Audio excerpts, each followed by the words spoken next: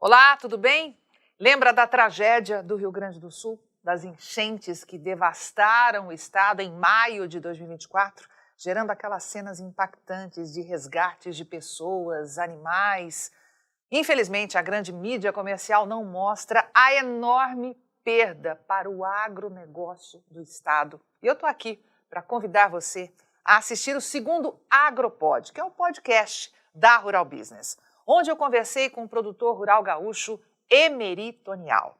E olha, a frase que mais me marcou nesse bate-papo foi quando ele disse que o Rio Grande do Sul não tem habitantes, tem sobreviventes. Forte, né? O AgroPod com o seu Emery vai ao ar nesta sexta, dia 13 de junho, no nosso canal Mundo Rural Business no YouTube.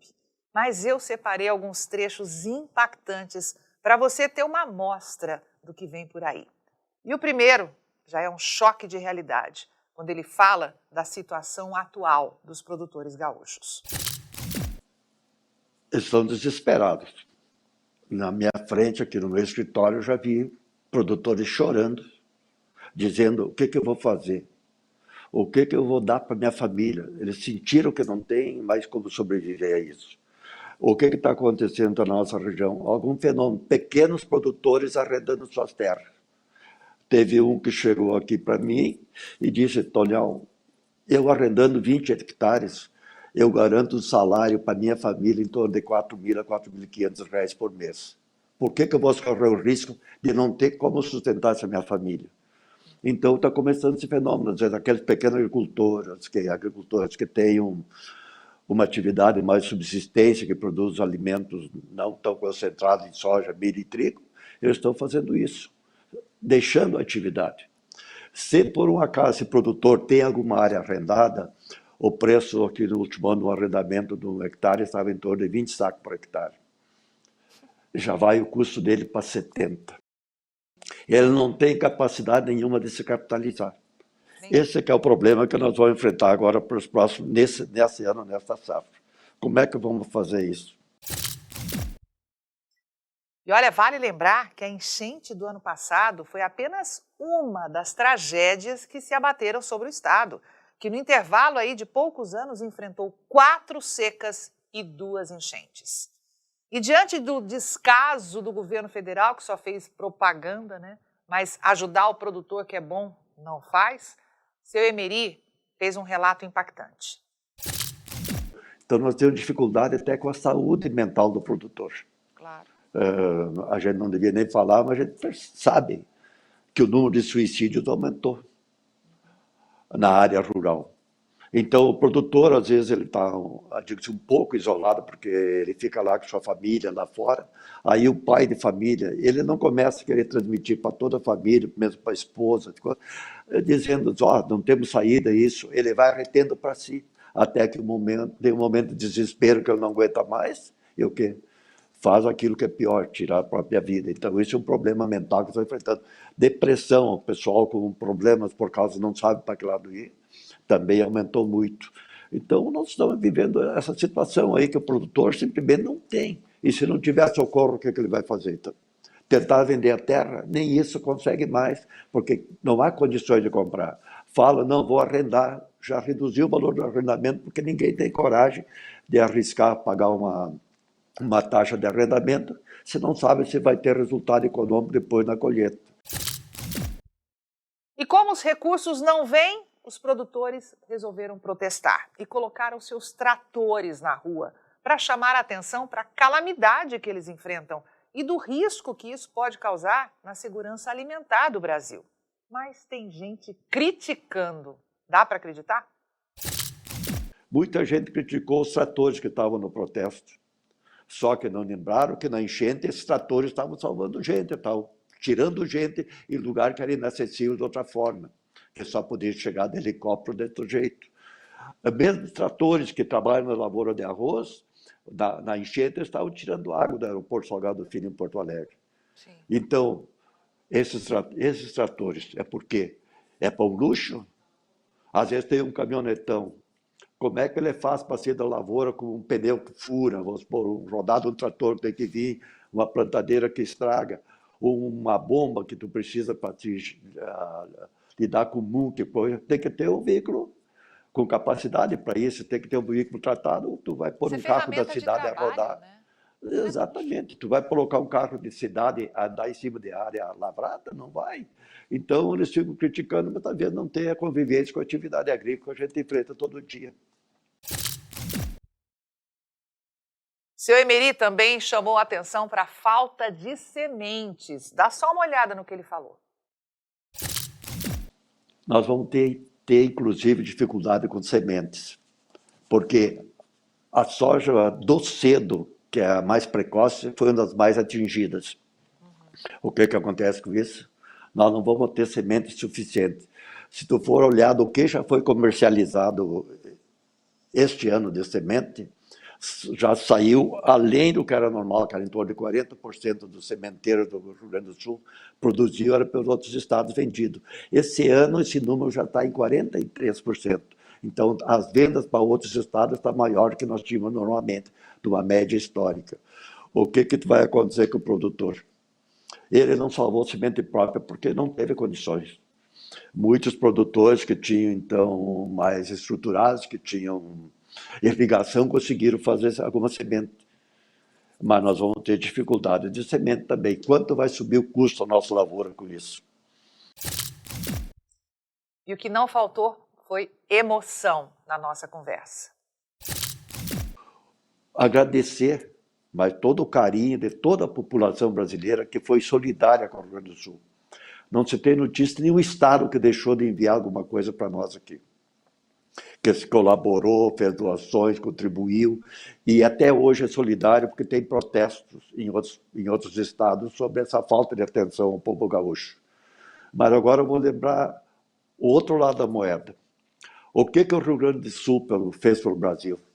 Ajudou a desbravar as novas fronteiras agrícolas. Nós levamos aqui um patrimônio cultural, que é de alguns princípios, essa dedicação à terra, levamos para outros estados. Nós levamos patrimônio humano, formamos nossos filhos no Rio Grande do Sul, aproveitamos as estruturas do Rio Grande do Sul para dar colégio, para dar faculdade para os filhos, e agora estão trabalhando em outros estados do Brasil, no momento melhor da sua vida ativa, economicamente. O Rio Grande do Sul mandou também para outros estados o quê? Patrimônio financeiro. Ganhou dinheiro aqui, pegou esse patrimônio, foi aplicar em outros estados, e tem gente que até hoje tem propriedades aqui que se desenvolvem, mas como compraram área lá em cima, eles mandam dinheiro aqui para sustentar a atividade em outros estados. Então, isso tem que ser visto também pelo governo, porque se fosse depender só deles, será que nós tínhamos tido o Brasil teria sido desbravado em termos agrícolas como foi? Você fala muito em ecologia, mas e se nós não tivéssemos alimento agora? Nós lembramos que na primeira securitização que houve, nos anos 99, anos 90 ali, o que aconteceu? A produção brasileira não chegava a 100 milhões de toneladas. Hoje está em 340, se não me engano. Por que será? O produtor não respondeu? Não fez por merecer auxílio por ter aumentado tanto essa atividade? Quem que está sustentando o PIB brasileiro em crescimento? Né? Praticamente o setor rural, o setor agrícola. Por que então essa indiferença conosco? Então, agradecimento a todo o Brasil que é solidário com a gente. Mas lembrar que o Estado também mandou para fora daqui patrimônios culturais, patrimônios pessoais de seus filhos. Eu vi crianças que estiveram aqui na minha casa, falando com o pai delas a semana passada. Ué, tem os guri, o Gaúcho diz guri, né? Não, então, comprei uma área no Piauí, eles estão trabalhando lá em cima. Os guri dele com 23, 24 anos abandonam, como é que diz, a querência aqui, o convívio que eu tenho aqui, e vai lá se dedicar, é uma atividade econômica, lógico, vai buscar aumentar patrimônio e tudo. Mas onde é que ele se formou aqui, e está indo lá para cima, e da onde está sendo o recurso? A maioria daqui também para ir a outros estados. Isso tem que ser lembrado. Me lembro que tem agricultores aqui, que logo que foi para o Piauí, não tinha operadores de máquina, nada. Hoje tu vai lá, já tu conseguiu formar mão de obra local, para fazer isso aí, através do nosso conhecimento da cultura que nós levamos para lá também. Então, não é só o Rio Grande do Sul que fez isso, mas o Rio Grande do Sul teve grande participação e teve esse espírito aventureiro de querer progredir e ir para frente e com isso desbravamos muitas regiões brasileiras. O que o Rio Grande do Sul é? O Rio Grande do Sul era a fronteira. O Rio Grande do Sul tem que preservar seu território. Nós tivemos guerra com o Uruguai, nós tivemos guerra com o Paraguai, né? E onde que nós batalhamos para ter esse território nosso. Então, esse princípio de resistência nós temos. Então, o que nós temos que fazer? Nós vamos seguir, pode ter certeza que o gaúcho não vai se entregar assim, né? Mas também não queremos ver ser tão pisoteados assim, que no momento de crise que realmente nós necessitamos, não sejam completamente abandonados. Eu estou falando mais em termos de recursos públicos, porque o brasileiro em si deu um exemplo, e isso é a coisa que mais me marca no coração, é que ele foi solidário com nós aqui. Até me emociona, porque ele não faltou com a presença nossa aqui. E claro, seu Emerito Onial é um assinante aqui da Rural Business e ele nos contou o quanto a Rural Business tem ajudado nessa jornada. Bom, eu vou dar um testemunho em que eu tive o primeiro contato com alguém da Rural Business, foi com a Tânia. Eu havia as análises dela e ela sempre um ano, não me lembro qual foi o ano, me desculpe, mas ela falava sempre demanda, preste atenção na demanda, preste atenção na demanda. Eu comecei a cuidar daquilo, né?